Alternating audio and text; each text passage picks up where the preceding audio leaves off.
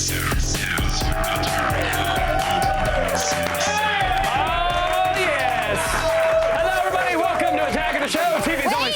walking on! We'll start without me! Now you can go. Hello, everyone. Welcome to Attack of the Show. TV's only source for all stuff you care about. I'm Kevin Pereira. I was here and on time and ready to do a show. I don't know what Candace Bailey was doing. I was doing a walk-on, Kevin. Okay. I am Candace Bailey. That's what they call it in the biz. We're coming to you live from the G4 Studios in Los Angeles. That is what they call it. It was a good walk-on. And you missed your chance today. You give today. a good walk. I do. On the show today. What? Someone odd, like that was a... I think that was a Vinny all. Oh. Idris He's Elba tweeting. He's not even Luther paying attention to the show. Be here live. Tell this guy stopping serial killers with his sexiness. Yeah. And then it's DVD Tuesday, and Chris Gore will swing by to review the timeless classics Citizen Kane, Ben-Hur, and Transformers: Dark of the Moon. Wait a minute. Well, it lacked Megan Fox, so it might have a chance of becoming a classic, right? Then get your heart rate up after seeing some free ride mountain biking and snowboarding in today's Adrenaline Junkies. Universal symbol for adrenaline. And in Game Break, Adam Sessler gives us the lowdown on two PS2 classics that have been remastered for the PS3, Eco and Shadow of the Colossus. How do they hold up? I don't know. We'll find out. That's the point of this. That was a tease. Oh, okay. But first, internet time. We're going around the net.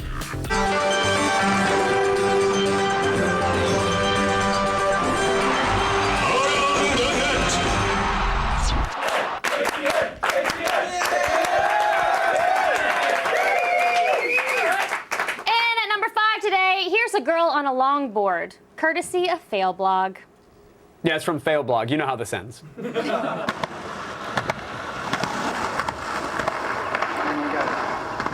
Why is she going that way? Oh! Why is she going that way? Yes.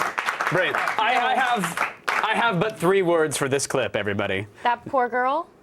No, women on wheels. That girl wasn't driving anything, Kevin. Yeah, they never are, Candace. They never are.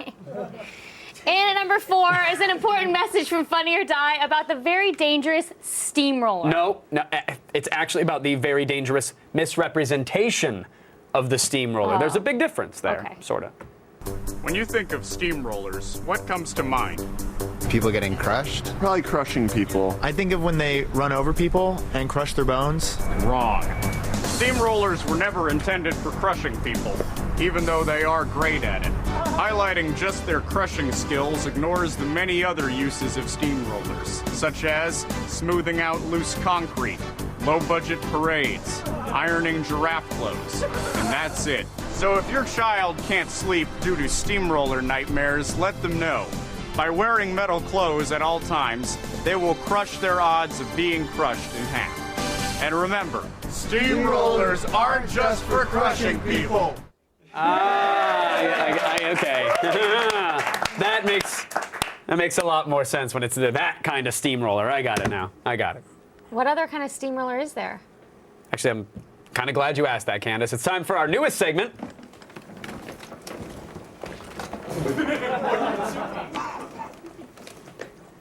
Pipe prawn.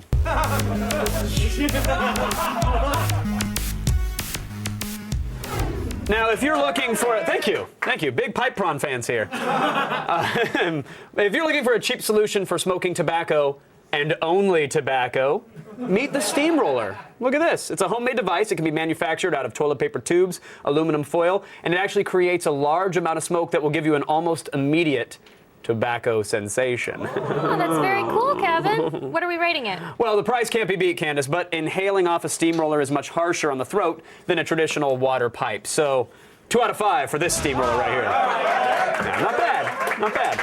All right.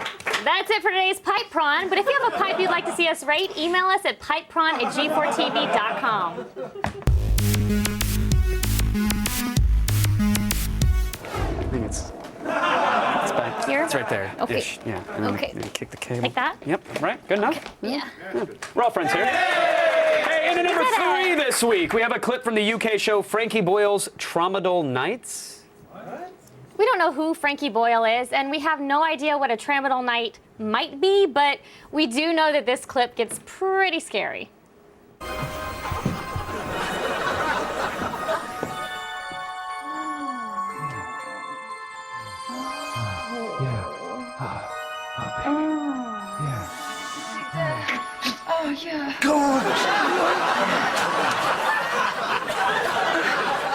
It's okay, sweetheart. We're just cuddling. Honey, we're just cuddling. They stole my dildo. Okay. That is the best show ever. No, I call shenanigans. What? On what? English people don't have sex. Actually, that's a good call. That's a good. Okay, my bad. I'm sorry. It does look really great, though. I want to start watching it. What? That show. Oh, I thought that was in reference to the big road cone that she had strapped to herself. It's not a cone. In at number 2 today, the Wild Frontier gets even wilder with Guy on a Buffalo. Yeah, seems musician Jomo Edwards of the witty bluegrass band The Possum Posse got his hands on a 1978 movie called The Buffalo Rider. Then he made it much better by adding his own descriptive soundtrack. One day the guy on the buffalo walked off to do some hunting. The buffalo said, no, don't do it, man, by yourself. Guy said, I got this, I don't need you, buffalo, it's just a deer. And just about the time the guy got ready to shoot, he straight up got mauled by a cougar. Where's my buffalo? And I need him. Oh, he's got problems of his own, understand? Hey, guy on a buffalo, you're gonna have to just punch that cougar in the face. Get out of here, kitty cat, beat it. And hey, wolf, I got something for you, it's a kick from Buffalo. Buffalo kick? Yeah. Bam. I like that song. Yeah. You actually look like you could be in that video. The way what? you're dressed today. He's like a sexy cowboy, y'all. Isn't he sexy? Yeah, that's not. If we put on some This cowboy is more boots, a little broke back cowboy than sexy. hat. This is like. I think you look very sexy. I look like a clearance sale at the Winter Circle. I think It's you a look country sexy. western store for all you senior citizens out there that Like get it. what? Yeah. A roadie for Clint Black? What do you want? Nah. All Can right. Can we pale face him for that? What? No, we don't have that. We can't do that I in wish time. you could pale We don't face have the you. technology, unfortunately. There is a folk group, though, that does chronicle my adventures, but we probably can't air any of the Guy on a Hog Wait, band on the show. So, do you ride a motorcycle or an actual pig? yes. Yes. Still ahead, the Terminator and RoboCop better look out, because there's a new bot in town. See if we can stick the landing in our #1 ATM. So you do or you don't? Absolutely.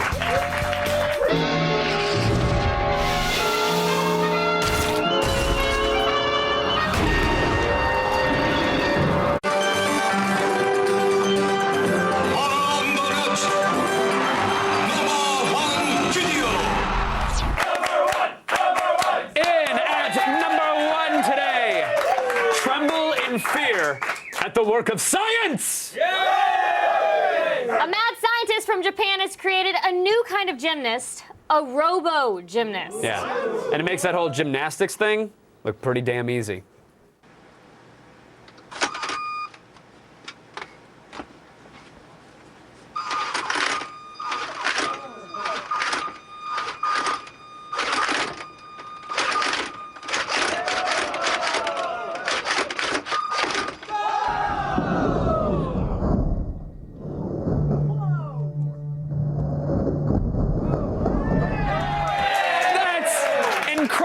Okay. What you don't see, though, is all the people in Japan trying to figure out where you put your penis in the robot. Kevin. That's how they operate there. Okay, I just have to say, as a former gymnast myself, I have to say that seeing robots perform like this is unnatural and wrong. Really upsets me. I can't believe you're this hyped up about it. It's a I am, robot. because I did gymnastics for 8 years, and Well, I don't like that's seeing... the problem with you. You're old school. You got to get with the times, Bailey. You really do. I'm serious. Robo gymnastics are the future. We all know that. I mean, it's come to that conclusion walking down the street. It's like 2 + 2. Robo gymnastics. They're still really impressive to watch in person. Maybe that's the thing, is you haven't seen it in the flesh or the servos. So we actually have a robo gymnast here if you want to meet her. Carrie Pay. Yeah? Carrie Plug. I'm sorry. I'm sorry. Carrie Plug is here. She's visiting in studio right now. Carrie, everybody. Greetings, humans. Please direct me to the pommel horse. Oh, It's right. actually, it's right over there. We have one right over there. Pommel horse located. Proceed to pommel horse. Can you see the Well, it's tracking software is young. I mean, you got to give it time. Gymnastics is all about grace and human endurance. It's an art form, not a technical display. Why don't you let Carrie show us some of her moves, and then we'll give her a score, and it'll be fun. Little exhibition. Carrie, please. Loading program. Okay. Stand by. Stand by. Come on. Let's load in the program. Stand by. Program loaded. Running program. And now we have Robo gymnast Carrie Plug approaching the horse. Plug has spent has a lot riding on this routine, and her programmer spent months coding it for her. Error. Oh my, this does not look good for Plug. Oh no, okay. She's off to the judging area now, and I don't think she's going to like what she sees from those scores. There is her Russian trainer, Leon Botsky. He does not look happy. Oh, wow. And here come the scores. Sorry, Carrie. Devastating. Just devastating. Didn't do anything. You are horrible gymnast, but I have seen better moves from Teddy Rock Spin. Should melt you down into something useful, like footstool. But first, objective 1. Kill all humans. Kill all humans. I told you Robo gymnasts are a bad idea. No. You stay over there. No. Stay over there. No, take her. Take her. No. Easy.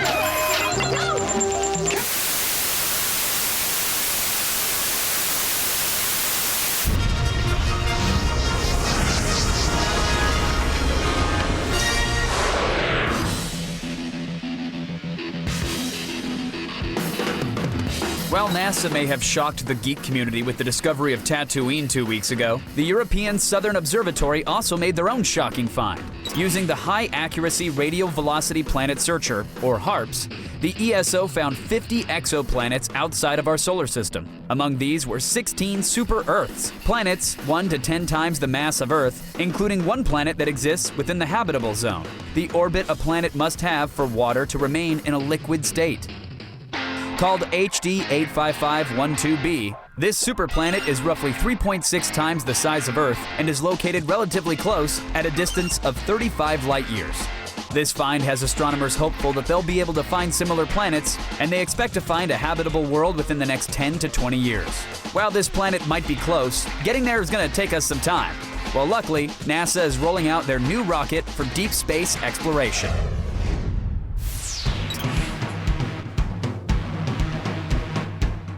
Called the Space Launch System, or SLS, NASA intends to use this new rocket system to explore beyond our moon and reach Mars and asteroids near Earth.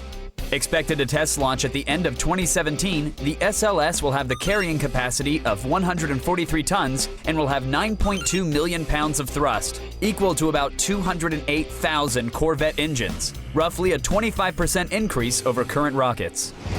The Space Launch System will also be NASA's first exploration-class vehicle in 40 years, since the Saturn V sent our astronauts to the moon. NASA scientists hope that with its superior lift capabilities, the Space Launch System will let us explore our solar system and give us a better understanding of our place in the universe. But if you thought it was going to be safe to explore the cosmos, well, guess again. Recently, the NASA satellite SWIFT discovered that a dormant black hole, 1 million times the mass of our own sun, had awoken and eaten a star. Called SWIFT J1644+57, this supermassive black hole ripped apart a nearby sun and shot out X-rays 10,000 times brighter than ever seen. Virtually all giant galaxies have supermassive black holes at their center, and with this find, scientists hope to figure out how these black holes are supported by the galaxies that form around them. Lucky for us, this super black hole is located 3.9 billion light years away, and we should be safe. Or are we? So there you have it. New planets, sun-eating black holes, and super rockets. Just another day in the world of space news.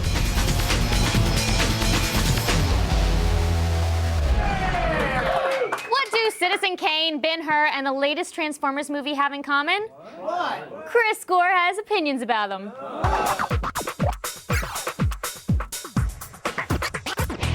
Welcome back, film expert Chris Gore. Thank you. You are so dressed up, nice and spiffy today. Well, I have a party after this to go to. Oh, that's why I thought it was for me. Oh, yeah, I'll go with you. Okay. Go with you to the party. What's up first? first? First, we have Citizen Kane 70th Anniversary Ultimate Collector's Edition. Now, this is considered to be one of the best movies of all time, but odds are most moviegoers haven't seen it. What are they missing out on? Well, ultimately, this movie, when it came out, combined every cinematic technique, everything from makeup effects, matte shots, miniatures.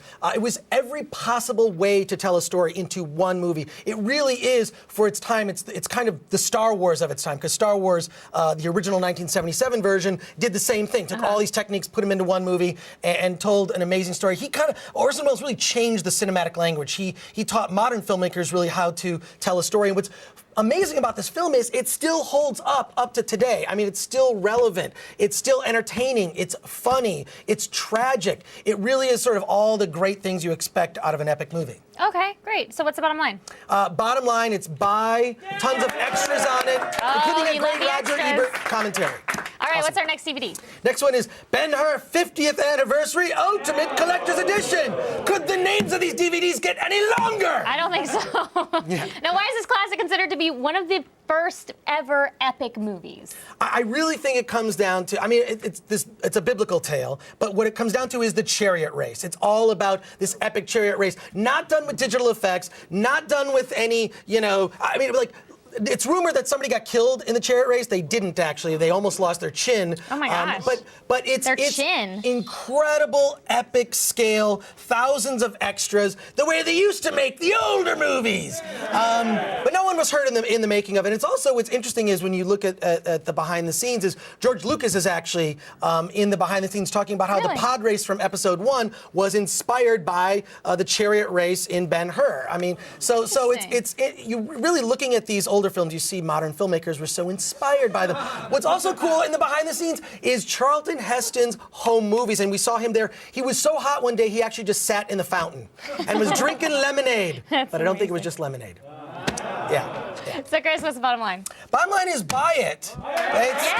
Yay! Another classic that holds up. Okay, what else do we have to check out? We have Transformers Dark of the Moon. Now, how does Dark of the Moon compare to the previous Transformers films? I'll say this, it's much better than 2. 2 got kind of ridiculous. But I have to say, I'm kind of a fan of the Transformers movies. I'm not a fan of the old cartoon show. And I know that, there are diehard fans that oh, this character didn't do this, or this character would never act that way. Look, these were toys. I guarantee you that if you made a movie of the plot that you made up as a kid playing with those toys, it would be just as dumb. So stop your complaining. That's a good point. This is it's robots fighting each other. It's awesome. It's epic. I think that the third film is my favorite in this series. It's really just Michael Bay playing with toys and destroying everything, and I had a great time. Okay, now, Every Michael Bay movie ever made. Well, that's true. I'm gonna break these toys. Now, I bet you're not happy that not only is it not in 3D, but there's also not very many special features, right? Well, there are no special features. No special features. No special features, yeah. But what's interesting is they released this. You get the digital version, the standard def DVD, and the Blu-ray version. And you get it's $20. You get a $10 coupon toward the purchase of what's going to come out, some big loaded special edition version of it. So it's an interesting test. I'd like to see if it succeeds. Okay, what's the bottom line? Bottom line is rent it. Although buying it is not. I think buying is a good deal because of that $10 coupon. You love your coupons. I like the coupons. And the extras. I like deals. Thanks, Chris. Thank you. For more Gore, follow him on Twitter at @ChrisGore. And now let's go over to Kevin. I'm sorry, Gore. There are no special features because there was nothing special about that feature. Sorry. Still ahead, is the new Amazon tablet really going to kill the iPad? We'll let you know in the feed. And then Adam Sessler brings some classic titles to today's Game Break when he tells us why we should buy Eco and Shadow the Colossus in their HD collection. And later, Luther's Idris Elba will be here live. And his name, by the way, is an anagram for Israeli bid. You didn't know that, but now you do. So you can take that to the bank.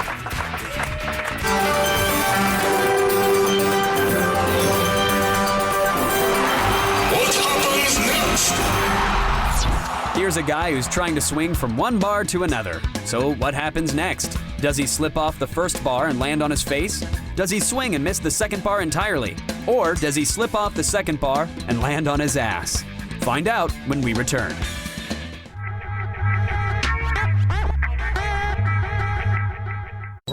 row your boat. Okay, I got to finish my first set of rowing. I'll just do my own thing. I know you have a successful... What's the next question, I know you have a successful jazz fusion project with the Al Harrington. What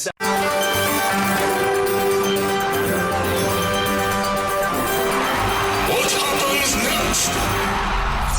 Here's a guy who's trying to swing from one bar to another. So what happens next? Does he slip off the first bar and land on his face? Does he swing and miss the second bar entirely? Or does he slip off the second bar and land on his ass?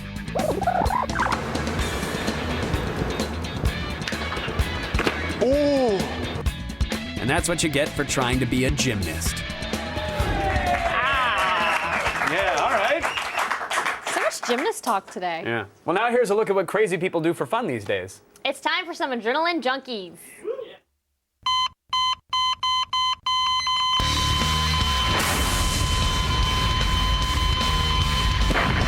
Adrenaline junkies.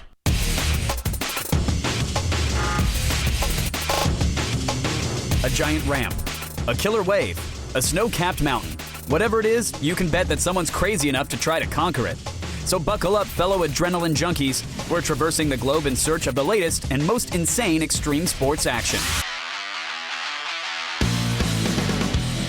Our first stop takes us to Nuremberg, Germany for this month's 5th and final round of the Freeride Mountain Bike World Tour. Known as the Red Bull District Ride, the tour finale boasted an urban course that gave the 24 international competitors plenty of opportunities to show off their freeride skills. With a series of heart-stopping jumps and on-the-street flares, Britain's Sam Pilgrim scored an upset win, becoming the first European to take victory at the Red Bull District Ride. But when the dust settled, it was Canadian-born Brandon Semenuk who was crowned the overall Freeride World Tour champion, having racked up enough points in the previous 4 competitions to achieve freeride immortality.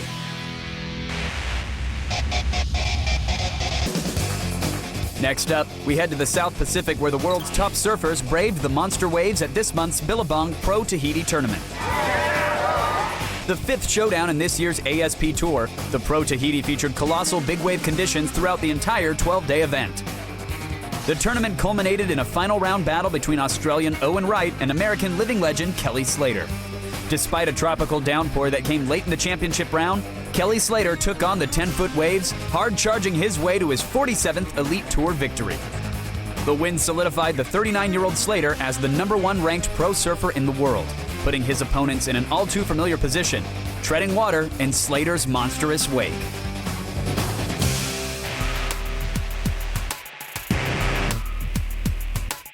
And finally, if you'd rather enjoy your extreme sports from the comfort of a theater seat, then you'll want to check out the new snowboarding documentary, The Art of Flight.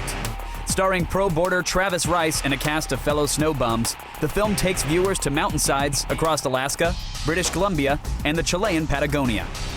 Much of it is shot in super slow 1,000 frames per second, and the filmmakers captured Rice and his crew dropping into remote areas that had never been challenged before. Besides some killer snowboarding, the doc features the team surviving avalanches, injuries, and a desperate race to get to a transport helicopter before it runs out of fuel. To find out if The Art of Flight is screening near you, or to buy a DVD or iTunes version of the film, go to theartofflightmovie.com. On a bike or a board, in the surf, or on the slopes, these world-class daredevils are putting themselves on the extreme sports map. It's time to start the feed. All the news you need to know. The feed. It's Tuesday, September 27th, and here are your top stories. Get ready for the fire! The Kindle Fire, that is. Amazon is set to unveil their new iPad killer tomorrow, a 7-inch backlit color tablet that sources say will look a lot like the BlackBerry Playbook. But that's not all. They'll also reveal 2 cheaper e-ink Kindles at tomorrow's event, and insiders say they also have a 10-inch color tablet planned for early 2012. Will it replace the iPad as the dominant tablet? Probably not. But hey, A for effort! Hungry for more brains? Good! A Dead Island movie is in the works. Lionsgate just secured the rights to bring the new zombie role player to the big screen. No details are available on who will star or direct, but the producers behind the project, who did the Mummy franchise, are targeting a late 2013 release. Let's just hope it'll be as good as the original trailer. Now, some say that MTV's Jersey Shore has painted the Garden State in a negative light, but now New Jersey's governor is taking action. Citing the show's unflattering portrayal of Jersey citizens, the governor just personally denied the show over $400,000 in production tax credits. I know. In a statement, he said the money would be of better use to, quote, projects that actually benefit the state. You, sir, are an American hero. And now it's time for the Fark.com story of the day.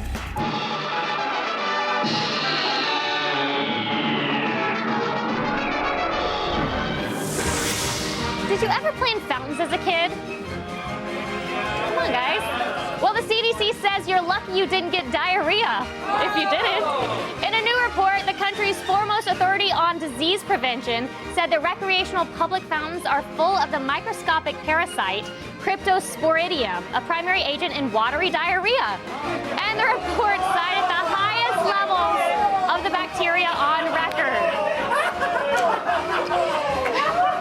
Moral of the story, stay out of the fountains unless you enjoy the runs. I'm Candace Bailey, and you've just been fed. And now over to Kevin. Oh, thank you, Candace. You're welcome. Oh, that child's gonna have a bad night. All civilized people take a game break at this time of day. It's science.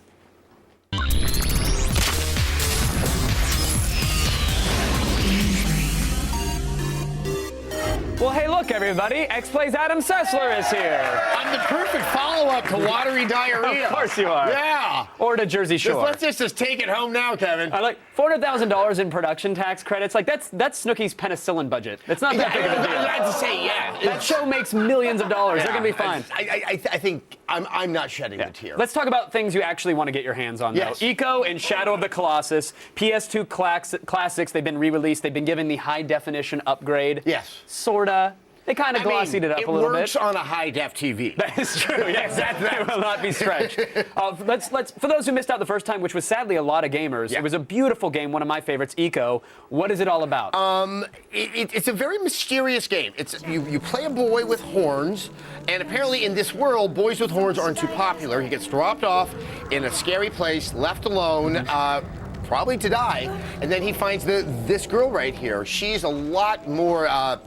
She doesn't have the same mobility that he has, and he has to help her escape. And it's all through puzzles. There's no narration. There's no talking. She actually talks in gibberish, and you just have to do all of these amazing puzzles to try to get her out because she can't move as easily as you can, and it's incredibly effective. And this harkens back to when gameplay, and it wasn't that long ago, but when gameplay was, there's a puzzle, you have to figure it out. Yeah. You can't just can't just stand there for 5 minutes. A little fairy will pop out of your shoulder and point you in the direction and say, "Press A, idiot." And you had to solve these things. And they're quite tough because it's also not highlighting even what you're supposed to do in the room. You have to manipulate objects, you have to push blocks around, all to get her out of the room. Walk us through a level, if you don't mind. Let's show what one of these I think the one that we're going to like. see here, and this is an interesting one because I believe, yes, this might be one that is different in the PAL version, which is now the version that we have here. This is one that was released in Europe. There's some slight differences between the two. You have to jump up on this wheel to be able to get up on a ledge. Which that in and of itself is a bit of a trial in this game. What's interesting,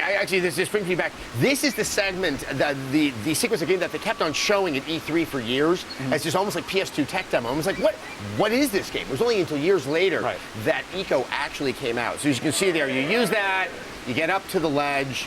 And this isn't like other games like an Uncharted or a Prince of Persia where you just sort of press the button and it goes, I think you mean to jump here. I'm going to do that for you. You really have to time these things and press the button. You have to time them, and there's never a sense like, I am doing the right thing. It never pats you on the back and says, yeah, we I'm did on the right it. track. I'm dead? All right, let's try again. So, having said that, really the fun of this game is a lot of sort of the emotions of you trying to help the girl, trying to understand without being told what's happening in this world. And while it is really challenging, there is no shame in experiencing this game with a walkthrough next to you, because it really is the experience of playing it, not necessarily solving the puzzles. It was the first really time, gives it its magic. Like, I really felt like an AI character with me was an actual companion. I felt connected to this There's person. scenes where she has to jump and you reach out her hand and it's not clear if she's going to make it, and you grab her hand and like my heart would stop. And really, absolutely. there's some great emotion in this. And then you'd let go. The game's been updated, obviously. How does it look? I mean, yes, it is in high def, but it does look better, right? Where I think you're going to see some benefits, and once again, you'd have to remember what it was like back in the old days. The frame rate's good. Right. And that does sometimes affect how the game is going to play. It really is more about its art direction than the fidelity of its graphics. It's just nice to see it where it isn't fuzzy because you're using an RCA cable in the back of your TV. Right, agreed. So it's a great update to a solid game that everybody should experience on some level. Yes. But I think the main course in this 2-game collection is Shadow of the Colossus. Another game which was, it's from okay the to same love makers, Shadow of Colossus, the same team. For those who never played this one, what is Shadow about? You play a hero whose girl is dying, and you're told that if you want to, save her, you need to you need to kill these 16 colossi that are in, once again, a fantasy world that is never really explained and just has all this incredible mystery. Right. You spend a lot of the game wandering to find these, you just on a horse. But it's this beautiful, quiet sequences as you wander out. It's the true calm before the storm that is going to be a giant boss battle And sequence. really, the entire game is just boss battles, 16 of them. And they're puzzles and there's action because you have to climb up or somehow, traverse these colossi to find their weak spot, and it can be really challenging. Yeah, the weak spot that you exploit for massive damage is not blinking red in this game. Like you have to figure out how to bring the guy down, get on top of him, and there's very slide him. delicate timing because as these beasts are moving, you have to understand that there's certain times you shouldn't try to reach for the next thing, and times that you should. And it can be frustrating, but once again, incredibly rewarding. Right. What's upgraded in this version? The graphics look kind of similar, actually. The graphics are similar, but once again, this is where the frame rate advantage I think means a lot because there's some very frustrating sequences that you can have in Shadow of the Colossus. If it drops a couple of frames, that sense of timing that you need can really get hurt. Right. I think this will actually prove a little bit easier in this go-round. I mean, 2 of my favorite games, they're near and dear to me. I think it's the same way for a lot of gamers. What is X-Play giving this collection? It's a 5 out of 5. 2 of the greatest games of last generation, and they're easier to play now. Yeah. So. And it's $40, right? Yeah, $40. Gotta love it. It's the best. Eco and Shadow of the Colossus. The collection is in stores today. Thank you, Adam Sessler. My pleasure. Always good to have you sitting now. Over to Candace. Thanks, Kevin. Hope you weren't planning on having a boring Tober, because Epic-tober is almost here. AOTS, X-Play, and G4TV.com are teaming up to bring you insane stunts and exclusive reveals all month long, including the return of Bustus and lots of free stuff, like all of that. See? Woo! Check out G4TV.com/Epic-tober for more information. Right now, let's meet some meat. It's time to attack this tailgating stuff.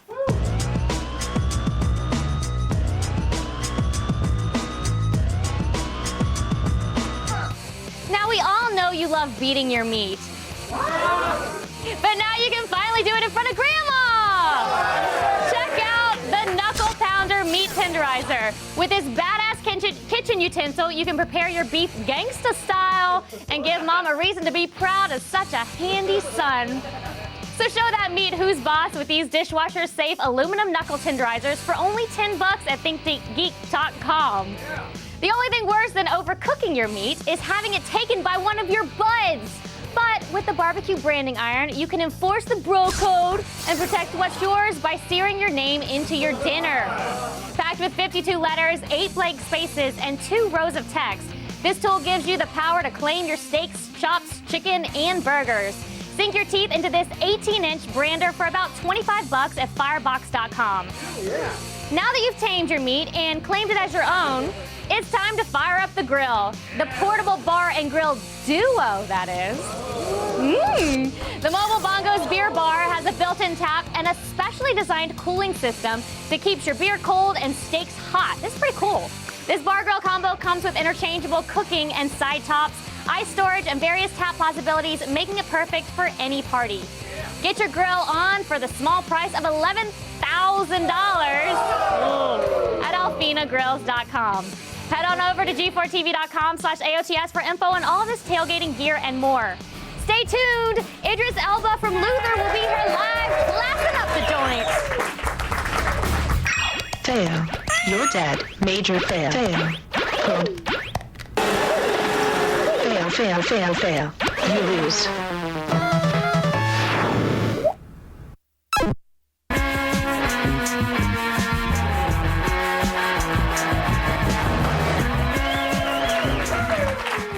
Getting inside the mind of a serial killer, it seems like good, harmless fun, right? There's no possible personal ramifications there. Ladies and gentlemen, Idris Elba is here. Okay.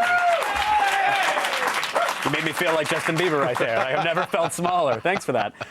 You also made me believe now that everyone in England is a psycho or serial killer. I thought they were just like Monty Python fans who ate a lot of flake, and now I imagine they're all mass murderers Everyone's and dark, psychotics. everyone's mad, everyone's crazy in Luther, for sure. There's no tea, there's no cupcakes. Yeah, there's no. You know what I mean? Yeah, so, yeah, but it is. It's a very dark show. Yeah. And Neil Cross, the writer, is a very dark man. He has all these ideas in his head. And do you trust him? Like, I mean, yeah. Okay, because it really is dark, and that's what I like about it. And people are comparing it in terms of tonality. They're saying Breaking Bad in terms of levels of awesomeness, by the way, and that's huge. And I've seen it. It's really good. It's a great show. It's really awesome. Your character has a really unique relationship with a murderer in it, which I think is fantastic. Yeah. How do you describe the relationship? Crazy sex, and then they have like a sexual tension. But, you know, she murdered her whole family, and he's the only one that knows it's true, and so it's really smart, really smart. Yeah. It didn't say that on her Facebook profile. Did you say right? it happens? Yeah, it happens. I mean, if she's that hot and that crazy, you forgive a couple murders, right? You'll be willing to let that go. What? If she's that hot. Okay, Idris, okay, right? I get it, like, I get you know, it. Then you let it go. But that's right, that's right. There's so many. You are a Renaissance man and a half. There's so many facets to you. Obviously, an amazing, accomplished actor, but not only a DJ, but you produce original stuff as well. Yeah, I get down in the studio a little bit. You know, I like to mess around, as they say. A little bit. That implies that you're there with a Fisher-Price toy and tinkering around. Like you're serious about your music, which I love. Yeah, yeah. When did you? Was this a passion? You know, always, or did you discover it? Yeah, later I in life? started DJing when I was really, really young, 14 years old, and that, you know, most DJs end up producing or wanting to produce or whatever, and I always collected bits of pieces of, you know, drum machines and stuff like that. So eventually I've got like a whole studio now, and, you know, I sometimes put it to use, and I produced a record for Jay-Z and Angie Stone, and then I produced some stuff for myself, so... It's incredible. Yeah, I love it. I love it. Now, you have a good racket going on, and I call it a racket, and I'll get to that in a second. With Don't call it that. I have to, because you get your co-stars involved in it as well. Yeah, sometimes. Like on Ghost Rider, there's a beautiful actress her name is Violante Placido, and she was in The American. Did you see The American? Yeah, no one's on The American. Okay, great, great. They're adding it to their Netflix queue right now. That's right. And anyway, Violante Placido is a beautiful Italian actress. She's also a musician, and so one day I got her into my trailer. That's why I call it a racket. That's why I call it a racket. Yeah, because this is a racket. It's great. It's fantastic. This is what I say. I say, hey, would you like to come in my trailer and rock my mic? Oh, come on. No, I'm joking. I don't say that. But the truth is, you think it, you don't say it though. So what is it? You in your trailer then on set? Do you have like a little mobile kind of beat lab set up in there where you can go? It's got the laptop, you know, got the software, keyboard, you know, and an interface and a mic. What software are you rocking these days? Windows Sound Recorder? Wow. Little GarageBand? No. No. What? Logic, Reason, Ableton? Whatever. We speak I this personally language. use a thing called Studio One, which is a PreSonus thing. So just a really easy DJ format type thing. But Logic is the main thing that, you know, you to mix stuff and make it sound good. How do you describe your, because you still DJ, correct? Yeah. How do you describe your style? Right now, I play a lot of house, a lot of techno, you know, like, yeah, I'm going to be supporting, and I can say it live here on TV, I'm going to be supporting Deadmau5. What? That's huge. Yeah, it's huge.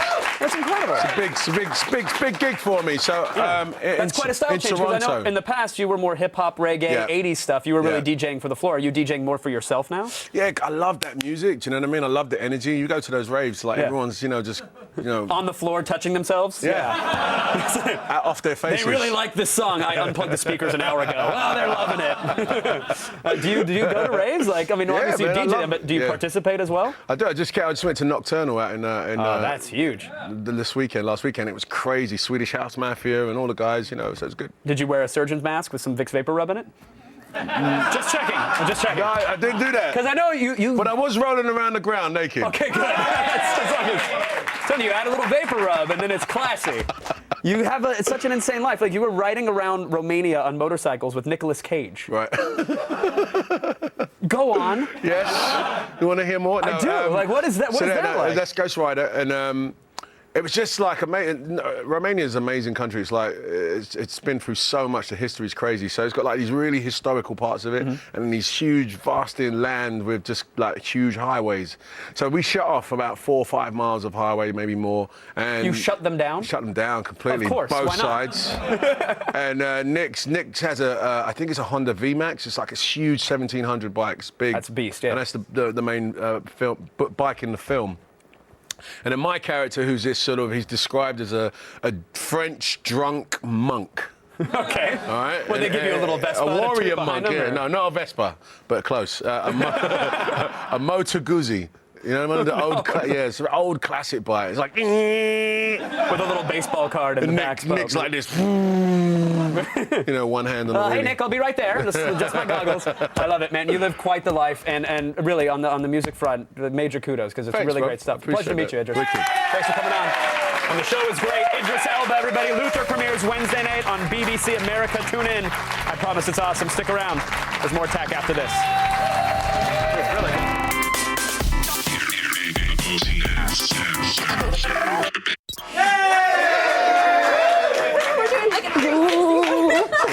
Oh, dizzy. Why can't that be the new planking? Coming up tomorrow on an all-new Attack of the Show. Things get filthy when Entourage co-star and stand-up legend Andrew Dice Clay drops by the studio. Then on Gadget Prawn, we rate the Samsung all-in-one home theater system. It's got Blu-ray, Netflix, and it'll only set you back $650. And we scare the pants off of Jessica Chobot when she explores the mazes of Halloween Horror Nights at Universal Studios. Spooky. See it tomorrow. Thanks to Idris Elba